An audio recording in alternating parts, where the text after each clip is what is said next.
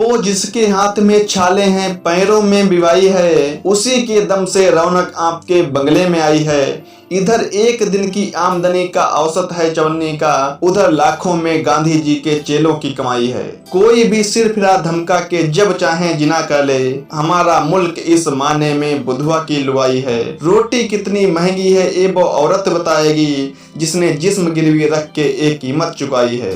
एक कविता आदम गोडवी जी ने लिखी है। इस कविता से कुछ याद आया होगा कि हम किसे याद कर रहे हैं। दरअसल हम उसे याद कर रहे हैं जो मीडिया में कभी सुर्खियां नहीं बनता, और सुर्खियां तभी बनता जब देश की संकट से जूझ रहा होता है या कोई महामारी आती है। आज भी वही हो रहा है। सरकारों को भूलना नहीं चाहिए, ये वही लोग हैं जिनकी वजह से देश में विकास होता है। जिन मकानों में हम रहते हैं, जिन सड़कों पर हम कारों से फर्राटा भरते हैं, या उन्हीं के खून पसीने से बनी होती है। दरअसल आज हम बात करेंगे मजदूरों पर, क्योंकि कुछ सरकारें श्रमिकों के हितों की रक्षा करने वाले कानूनों में कटौती कर रही हैं। उनके पास अब बहाना मिल गया है कोरोना वायरस का।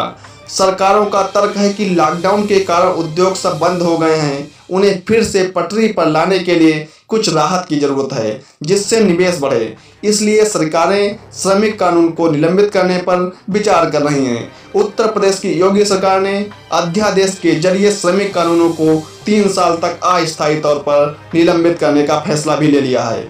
इस अध्यादेश के पास होते ही यह कानून बन जाएगा। वहीं श्रमिक संगठनों ने सरकार के फैसले को मजदूरों और कामगारों के शोषण का जरिया करार दिया है। उनका कहना है कि कानून बन जाने के बाद मजदूर फैक्ट्री मालिकों के हाथों की कठपुतली बन जाएंगे।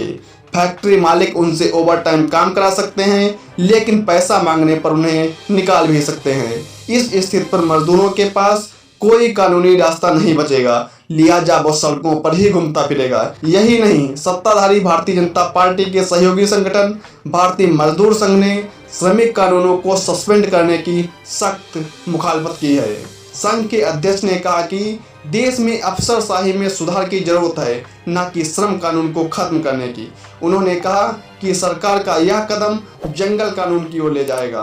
वहीं पूर्व मुख्यमंत्री अखिलेश यादव ने योगी सरकार के इस कदम को आपत्तिजनक और अमानवीय करार दिया है। उन्होंने मुख्यमंत्री योगी का इस्तीफा तक मांग लिया है। बता दें कि योगी सरकार ने कुछ कानूनों को छोड़कर अन्य सभी श्रमिक कानूनों को 3 साल के लिए निलंबित करने का फैसला ले लिया है। लेकिन इससे पहले जान लेते हैं कि देश में कौन कौन से प्रमुख श्रमिक कानून हैं।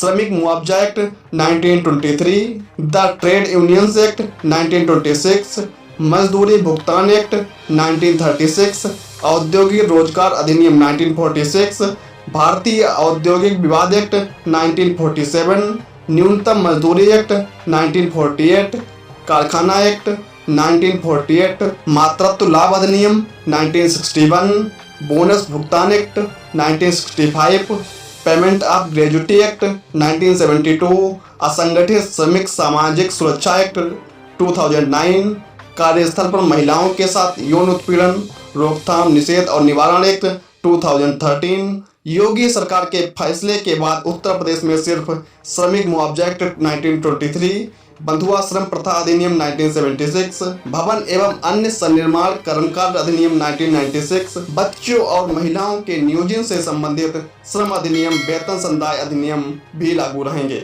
बता दें कि श्रमिक कानूनों में छूट देने वाला उत्तर प्रदेश इकलौता राज्य नहीं है। मध्य प्रदेश, राजस्थान ने भी इस तरह के कदम उठाए हैं। अब पंजाब भी श्रमिक कानून को लेकर विचार कर रहा है। सब्सक्राइब करें हमारे YouTube चैनल को और हर अपडेट पाने के लिए बेल आइकन को दबाएं।